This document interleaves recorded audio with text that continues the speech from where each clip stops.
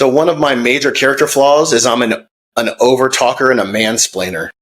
So I'll have these conversations about life, success, work hard, play hard, whatever the topic is. And I seem to repeat myself from 3 different paths, and it ends up becoming white noise to them, I think. So I think they pick up on some tidbits, and I feel like I'm very objective with them. So when they do a bad job, I let them know. When they do a good job, I let them know. And I try to be as unbiased as possible, which might be a detriment in itself. I just want them to understand that their path is not going to be my path. And I've said that. Like, I would consider myself an overachiever at this point. Like, I was nominated for Officer of the Year 7 years in a row at the police department. It's because I made a choice to be the best and the subject matter expert. I was nominated for Company Grade Officer of the Year. Like, these things don't happen by accident. And that's one of these quotes that go, but success doesn't happen by accident. So I try to teach them that. And I don't want them to be like me. I don't want them to, you don't have to be a valedictorian. You don't have to be a military guy. You don't have to be a business owner. I want you to be a good human, collective citizen, kind, charitable, take care of other people, be respectful to other people, and live a happy life. So whatever that means to them, that's what I encourage. So again, because of my 10 years of this is how it's going to be, do it this way, it's hard for them to probably believe and trust that I genuinely want that for them.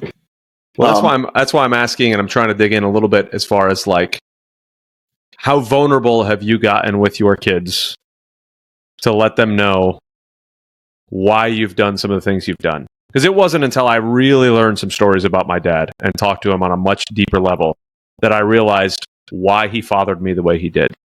Like, and granted, for me, I didn't have that conversation until, or start to learn more about that until I was in my late 20s, early 30s, before I really started to understand. And I'm trying to throw over to you, make sure it's not until like that they're not in their early 30s before they have the conversation with you, so that they can be a little closer to going, holy crap, I understand. Like, I got to a much deeper level with who my dad was and the experiences he had that, you know, led me to kind of understand, wow, he wasn't able to give me the love that I wanted because he had never received any of that. Like, it just was something he was missing. And I'm not saying that's the case with you. I'm just saying that if you get more vulnerable, and let them know, hey, like I think it will break down some of those walls that you feel like are still there. That's fair. Because you're saying I want them to know it now, and I don't know if they're going to be able to see it. Well, they might not, because you still have your own walls up where you're still protecting your own self from what was going on so that you could stay driving forward. And letting those walls down is not going to stop you from driving forward. If anything, it's going to help you drive more, because now you can be a little bit more free. Yeah. But sitting down and having a true conversation of, hey, here's all of the heartbreak your dad has gone through. Here's where I know that I've failed you, and here's where I know that I've done well.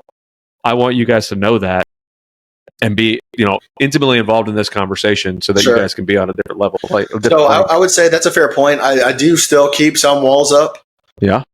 Just out of self-preservation back, through my upbringing. But it's funny because my wife is not that way. She's very open. And then she has conversations with my mom and says, why is Mike this way? And she goes, well, I trained him to be that way. I told him at 18, he's getting out.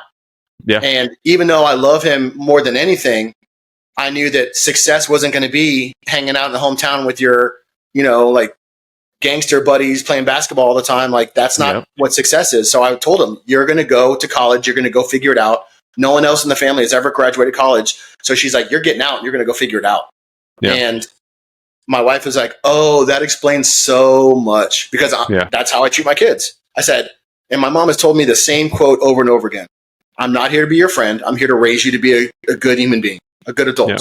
And later on, we can be cool. And we'll have drinks around the table when we visit. We'll go on trips, and we have a great relationship. But she was no love lost. Like, hey, go figure out your life. You're not going to hang out here and be a loser. Okay, cool. So, that's part of the way that I'm raising my children. even though my 19-year-old lives on a very modest rent in a beautiful house with all the bells and whistles, doesn't pay groceries, doesn't pay utilities, but I let him know, like, hey, this isn't going to be a free ride forever. So I'm going to keep on raising your rent until it becomes uncomfortable for you to stay here, and then you're going to have to go figure it out. Yeah. Yeah. But yeah, I do want to encourage you. Have the vulnerable conversations. Even if you just have it with your wife first and say, hey, you've talked to my mom about this thing. I know, because that helped me so much understand who my dad was at a completely different level. Sure. I have the blessing of having had that conversation with my dad early enough that I can now be a little bit more vulnerable with my kids, to let them know what's going on. And I thank God every day that I was able to have some of that before my kids got, older. So now I get to do these things like, homeschool, hang out with, get his headphones on doing math, but to sit here and do homeschool, and take them on vacations with me and be able to tell them, hey, daddy failed miserably at this today, and it's, and it probably wasn't until Oconee until I did that. Yeah. I've always been the commander, hey, I do things prestigious and right every time. Yeah. No flaws, no dents in my armor. And then when I sat at the table with these 8 other guys and I was like, man, I'm messing up. I need to fix this retroactively as fast as I can. Yeah. And again, it's baby steps, but I'm trying. That's one thing. Military and law enforcement, we have a tendency, our vision of success in military and law enforcement is typically that type of thing. Is like, sure. I was just again on that EOS call with my integrator, or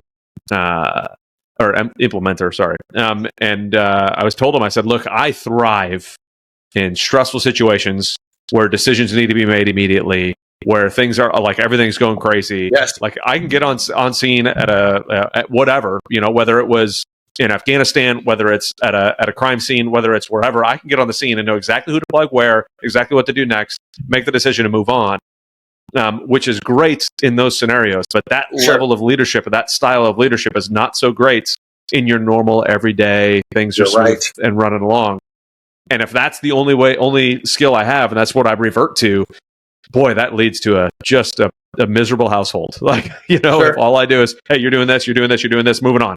And okay, well, Dad, can I talk to you about this feeling I had? No time for feelings, buddy. We're doing this. Exactly. Golly, that's just so I'm the same way. So rough.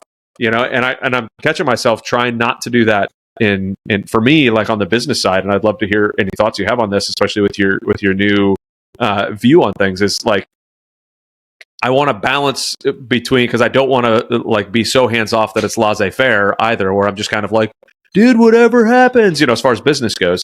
Sure. But also don't want to be the guy that just comes in and says this, moving on. Sure. Let's hear your marching orders, move on. So I'm still struggling with a little bit of that balance to make sure that I'm letting people do what they need to do in their positions, but at the same point, not hovering over people. And say, hey, what are you doing? Sure. So as a prior commander, I use a lot of my business skills from what I gained from the military. Yep. And being an enlisted guy who has scrubbed urinals for lieutenants coming in to becoming the commander that everyone stands up when you walk in the room, I've always tried to be that servant leader, the boss, because there's commanders that are, you only see them once for commander's call every month, and that's it. And I was not that guy. I would be around the fire pit with my guys and smoking pit and all that kind of stuff, just talking to them and let them know, I'm here to serve you. What do you need? So even in the restaurant business, I try to explain to them, and I give them little words of encouragement before Friday night. Guys, it's Friday night in downtown DFW area. People are going to be out. It's going to be busy. We're going to mess up and we're going to be stressed out. And I try to use that mindset. It's just noodles. I've literally tried to kill somebody with my bare hands. This is just noodles. It's okay if it takes 5 extra minutes. Everything's going to be just fine. And then they're like, I never thought about it that way. Yeah, because they're so caught up in the moment. Oh, I forgot this. My table's mad at me. I was like, guys, this is not life or death. I've been in life or death situations. I've had people around me murdered. That's the apex of what you and I have trained to do. This is just noodles. So let's keep our composure. Let's do the best we can with what we got. And then at the end of the day, we'll all high five because we went through it together. So I try to encourage them and do that same thing with, even in the military as a commander, like, guys, y'all know me. I'm not the same guy that was here before. So what do you need from me? How can I help you? How can I make your job better? What can I go argue for funding for? That kind of thing. Because they're the whole reason the mission works. I'm just a guy that goes to the meetings. So I tried to make that clear to them that I was there for them.